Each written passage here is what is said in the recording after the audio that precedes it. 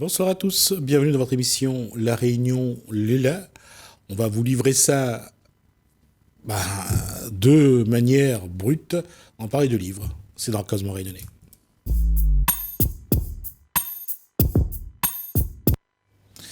Bonsoir Koulsoum Lolibou. Bonsoir Gismi. Bonsoir Tia Ferry. Bonsoir Gismi. Auteur donc des Parfums de l'âme, et Koulsoum Lolibou va ajouter que c'est notre finaliste du prix Flamboyant 2021. Montrez-nous ce beau prix Flamboyant pour son livre Les Parfums de l'âme. Donc vous êtes la surprise. Ah oui, la grosse surprise. La grosse surprise, puisque... Pourquoi la surprise? On ne la connaît pas. Elle est arrivée comme ça sur cette... Voilà, un petit cheveu comme ça sur la soupe. Oui, parce que vous n'avez pas d'écrit. J'ai regardé un peu partout. Non, c'est mon premier roman et j'ai commencé à écrire l'année dernière. C'est votre premier roman? Oui. Et c'est la première chose que vous avez écrit? C'est ça. D'accord. Voilà. Et tout de suite primé. Oui, incroyable. Parce que parmi, comme chaque année, il y a toute une liste. On retient que 7 finalistes et vous sortez du lot parmi ces 7 finalistes. Et ce qui me surprend, c'est que vous avez vraiment été surpris par ce prix. Ah oui, et oui, vraiment beaucoup. Comme je disais, donc c'est mon premier livre. Ça fait 1 an que j'écris seulement. Donc un livre. Et primé tout de suite, c'est extraordinaire, quoi. Oui, on a vu vos larmes avancer vers... Oui, parce que c'est un bébé, donc j'ai beaucoup pleuré quand je l'ai fini. On a du mal à quitter nos personnages, énormément pleuré. Et le fait de recevoir ce prix, ça m'a redonné encore beaucoup d'émotions. Vraiment, c'est un travail accompli, en fait. Et surtout qu'on l'aime. Comme moi, j'ai aimé l'écrire. Oui. Qu'est-ce qui vous a amené à l'écriture?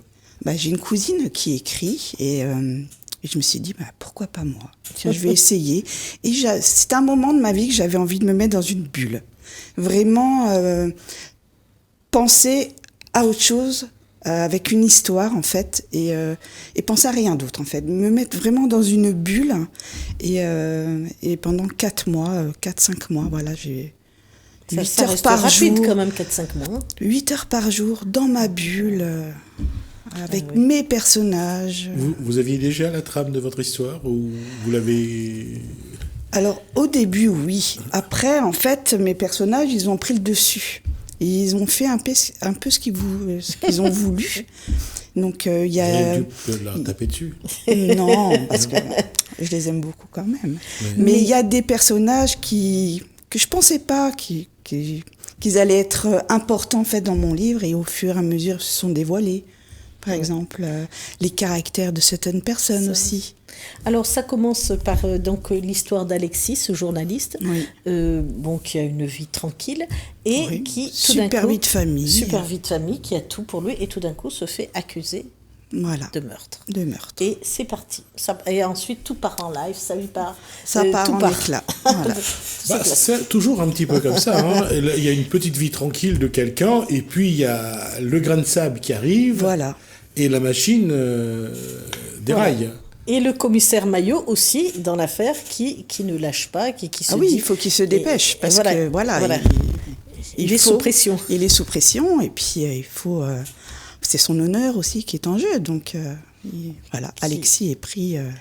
Alexis, il est pris, et surtout, c'est qu'il ne comprend rien, il ne comprend pas ce qui se passe, parce que au départ, il travaille avec ses policiers, il suit des enquêtes, c'est déjà encore, il chronique déjà beaucoup les meurtres, les faits divers dessus, et puis l'enquête l'intéressait également, donc... Et puis, flac, ça se retourne contre lui, voilà, tout à fait. Alors là... Ça, ce renversement, il est terrible. Cette situation que vous amenez à un moment où celui qui généralement écrit des articles pour un journal se retrouve impliqué par l'intermédiaire de cet objet qu'on va trouver à côté de la victime, c'est quelque chose qui peut arriver dans la vie de n'importe qui? Je ne sais pas. Peut-être, oui, mais éventuellement. Peut-être. Et pourquoi le choix de la fleur tiarée C'est la fleur de frangipanier. En fait, on en trouve beaucoup dans les cimetières à La Réunion. Et Et en me renseignant un petit peu, j'ai trouvé que la fleur de frangipani, en fait, était plantée dans les cimetières pour aider aux morts de passer au-delà et d'être accompagnés, en fait. L'âme, d'où l'âme, Voilà. le parfum de l'âme. Voilà, donc le parfum de l'âme, c'est encore... C'est autre chose. C'est encore autre chose, c'est un autre sujet là-dessus. Mais donc la fleur de frangipani, elle aide en fait à faire passer au-delà en fait les morts. Et donc comme c'est un tueur qui a un petit peu de cœur, il dépose donc la fleur de frangipani pour aider l'âme à passer de l'autre côté. De l'autre côté, oui.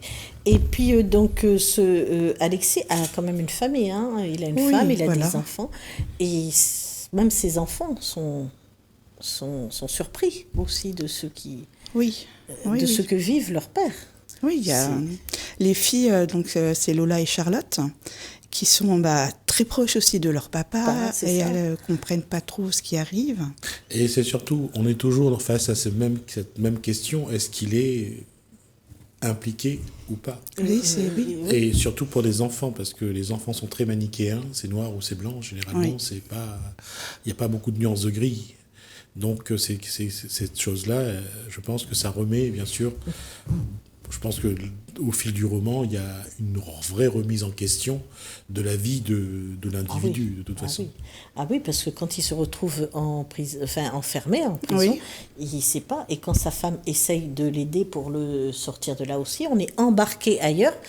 Et finalement, à la fin, et c'est ce qui m'a plu, c'est que moi, je ne me suis pas doutée jusqu'à la fin. C'est ça, la qualité de l'auteur. Je ne me suis pas doutée. C'est que la fin, personne... Je me suis dit peut-être, mais je ne me suis pas doutée. Je me suis dit peut-être, mais pas... Je me suis... Alors là, j'ai du 50-50. Il y en a qui trouvent tout de suite et d'autres, justement, un peu plus tard. Et je trouve aussi, là où je trouve que c'est bien, c'est qu'à chaque fois, vous essayez toujours de...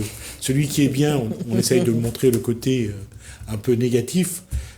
Même le tueur, avec la petite fleur de frangipane, il y a un côté humain de dire il a tué, mais il va quand même... C'est un tueur en série avec du cœur. Voilà. Ouais. C'est à chaque fois cette ambiguïté chez l'être humain, de toute façon. Mais on ne peut pas lui en vouloir, non, c'est pas trop, en fait. Alors bon, c'est vrai qu'il y a ce côté léger où, Alexis, c'est quand même quelqu'un de bon vivant qui... Voilà.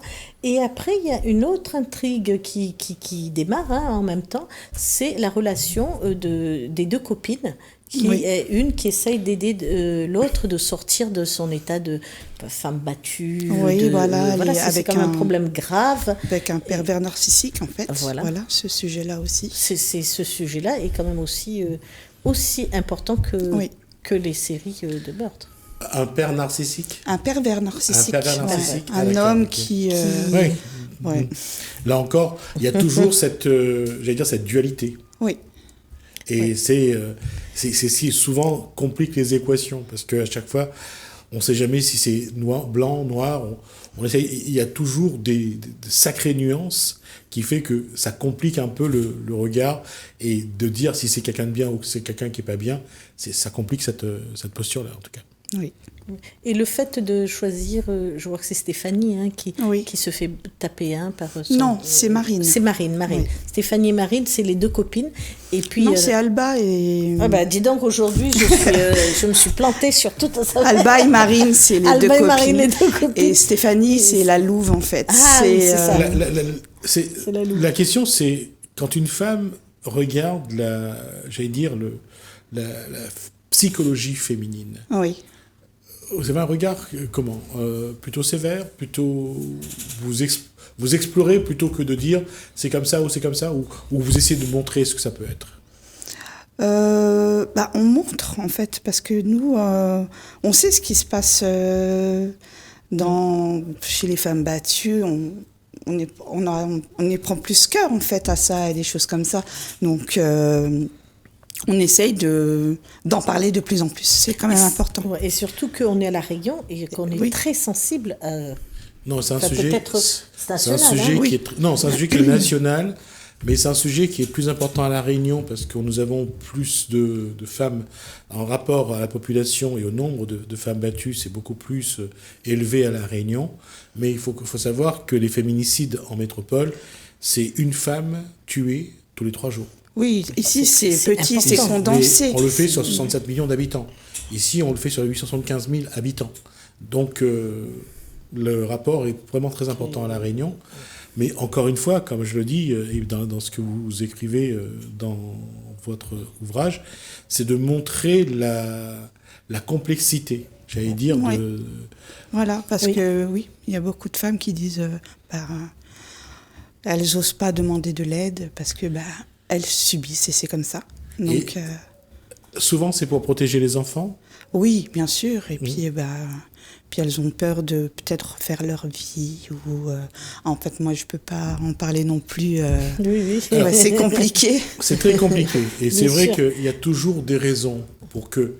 Il y a toujours j'allais dire, ce syndrome de femme battue ou d'enfant battu, cette façon d'essayer d'avoir un peu d'affection de son bourreau. Oui, aussi, oui. C'est quelque chose de très complexe et là, ce sont les psychothérapeutes, les psychologues, les psychiatres qui pourront l'expliquer.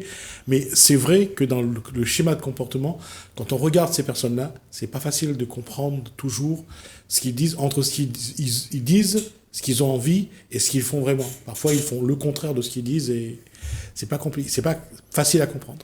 Et puis, moi, j'ai trouvé aussi, à la lecture du roman, il y a beaucoup de femmes, donc il y a ces 3 femmes-là, puis il y a les enfants aussi qui sont ce sont des Oui, filles. c'est vrai que c'est féminin. Oui. C'est assez féminin. Et je trouve que la problématique autour de ces femmes, il y a comme une complexité. Il y a toujours une complexité. Et ce sont déjà des 3 personnages ce sont des personnages fortes. Même celle qui se fait... qui a des soucis dans son couple, elle reste quand même une femme assez forte puisqu'elle est là et elle se dit oui, il faut qu'on aide quand même Alexis, c'est pas normal ce qui s'est passé. Oui. Elle reste quand même... c'est des femmes de caractère quand même. Mais chacune avec leur caractère et leur force. Et leur force, oui. Et j'ai trouvé que c'était quand même beaucoup... il y avait beaucoup de féminité. C'est peut-être votre féminité qui se dégageait. On peut partager chez tout le monde à travers... peut-être. À travers ces personnages. Et après, il y a d'autres projets d'écriture bien sûr. Que vous avez eu ce on me réclame la suite. La suite est en cours. Donc, mais là, j'ai une grosse pression. Donc, pourquoi une grosse pression pour le deuxième. Parce que vous vous dites, est-ce que ça va aussi bien marcher que le premier ? C'est ça, est-ce qu'il va plaire de nouveau ? Mais il y aura une suite, en tout cas, c'est certain. Je ne vais pas laisser mes lecteurs comme ça. Vous tentez la suite. Et après la suite, il y a d'autres projets d'écriture sur d'autres thèmes ou d'autres... Alors, j'ai plein d'idées qui me traversent la tête, mais après, il faudra... les mettre en place. Je fais toujours comme ça, petit à petit. Donc, ça serait la suite. La suite, ça ne sera pas vraiment une suite. Ça sera de nouveau l'équipe Maillot qui revient avec une autre enquête. Oui. Et on aura les réponses donc à ce livre-là, en fait, qu'on se pose à la fin. C'est pas totalement... Oui. Voilà. Et sinon, vous lisez, vous ? Oui, alors je lis vraiment de tout. J'ai pas forcément d'auteur préféré. Je lis vraiment de tout. C'est ce qui me passe sous la main. Et généralement, je lis un livre dans la journée. Je me pose le matin et je ferme mon livre le soir. J'adore me mettre dans ces bulles, en fait. Vous avez quel âge quand vous avez commencé à lire ? Alors, je lisais énormément petite, beaucoup des contes, des choses comme ça. Après, j'ai travaillé, je suis devenue maman, j'ai eu moins de temps. Et là, ça fait à peu près 2 ans que je lis régulièrement maintenant. Reprends la lecture. Et j'ai aussi repris la lecture parce que ça aide à écrire aussi un livre. Donc moi, j'en avais pas du tout les codes pour écrire et ça aide aussi. Là, il y a des auteurs particuliers, je veux dire, avec des styles particuliers, avec une façon d'écrire particulière qui retiennent moi j'aime beaucoup attention. Maxime Chatham. Ça c'est je lis, c'est ce que j'ai lu le plus c'est Maxime Chatham. Parce que ce que je trouve, comme pour les auteurs qui sont venus sur ce plateau, c'est la qualité qu'ont les auteurs à complexifier ce qu'ils écrivent pour donner un plus de j'allais dire, de dimension à leur ouvrage, mais d'arriver au bout après vraiment à trouver ce chemin qui amène à une fin simple, je veux dire compréhensible, même si ça surprend, hein, même quand ça surprend, mais ça c'est une vraie qualité que je vois chez les gens. Comment vous arrivez, vous, à arriver à un moment donné à avoir une telle situation de problème, mais vous n'arrivez pas, mais vous gardez la main, vous ne vous perdez pas. Aussi, quelquefois, on se perd. Faut pas croire. Hein. Quelquefois, on se dit, on revient en arrière. Ah oui, attends, qu'est-ce que j'ai dit là ? Non, quelquefois, on se mélange un peu les pinceaux. Mais moi, j'écris en fait au jour le jour. Donc, je visualise une scène. Et je tourne comme une caméra autour de mes acteurs, en fait. Et là, je décris la scène, les dialogues, les choses comme ça. Et le lendemain, ça sera une autre scène, etc. Et au fur et à mesure, c'est comme un film qui se déroule. Et même moi, je ne connaissais pas la fin. C'était... C'est au fur et à mesure. Au fur et à mesure. Voilà. Des lignes qui s'écrivent. Oui. Normalement, on devrait avoir une ligne de conduite, mais je crois que... Et pourtant, les indices sont bien posés quand on lit. Mais j'ai fait... je suis revenue en arrière assez souvent pour... Par rapport à d'autres auteurs qui ont leur ligne de travail, qui ont leur feuille de route, j'ai essayé, mais non. Vous ne voulez pas vous emprisonner? C'est ça, en fait. J'ai vraiment laissé... l'histoire se déroulait comme si j'étais acteur de l'histoire, vraiment. Parce que c'est quand même, c'est ça qui, pour moi, à chaque fois est surprenant, c'est que vous avez dit, je ne ferai pas plus de temps de pages, ça doit rester dans tel... Oui, ça aussi, oui, le chapitre, je vais essayer de faire temps et temps, à peu près respecté. Quel est le livre qui vous a vraiment le plus plu quand vous étiez adolescente? La ligne verte. Ah bah oui. Ouais. Celle-là, elle est belle. La ligne verte, ça c'est... Vous avez vu le film? Oh bah oui, mais je l'ai revu il n'y a pas longtemps d'ailleurs. D'accord. Et il est parfait. Oui. Le film et le livre, c'est vraiment... Généralement, quand c'est retranscrit en film, il manque.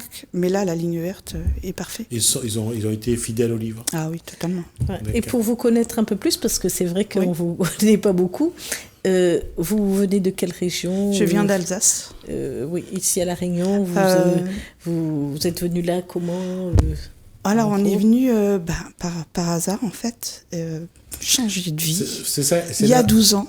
C'est là où j'aime bien, par hasard. Oui, par hasard. Mais en fait, je ne connaissais pas du tout La Réunion. Et un jour, mon mari, il vient me voir, il me fait, voilà, il était chef de cuisine et il s'est mis au tatouage, en fait.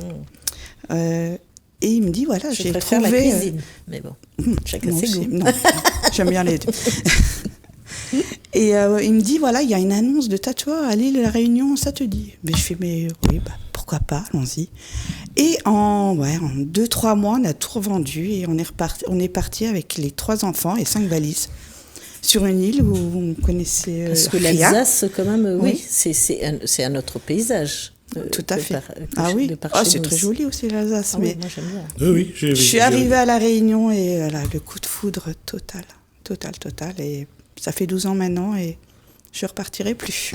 Donc voilà le thème d'un prochain livre. Oui, mais c'est pour ça il y a beaucoup de descriptions aussi de La Réunion parce que je fais aussi de la photo en amatrice et j'essaie de décrire mes photos avec mes mots. C'est pour ça qu'il y a beaucoup aussi de descriptions de La Réunion. Ah, ouais. C'est aussi un petit voyage... Ah bah oui. Petite balade. Non, j'allais dire c'est plus un voyage pour soi parce que ça fait plaisir aussi de se mettre dedans, de mettre soi dans son livre. Ah oui. Et c'est une façon de... Ah oui, j'ai mis des petits bouts de moi dedans de toute façon. On ne demandera pas sur quel personnage. On va garder le secret. En tout cas, merci Tia Ferry donc, pour cet moi. échange. Ça a été vraiment un plaisir de voir, et puis de voir votre prix, de voir votre ouvrage. J'espère qu'on aura l'occasion de vous accueillir pour le prochain ouvrage. Avec plaisir. Et on aura l'occasion de voir un petit peu ce qui devient de vos écrits. Merci à vous. Merci beaucoup. Merci Kulsum Lelibou pour Merci, ces moments. En tout cas, grâce à vous, on fait de beaux voyages.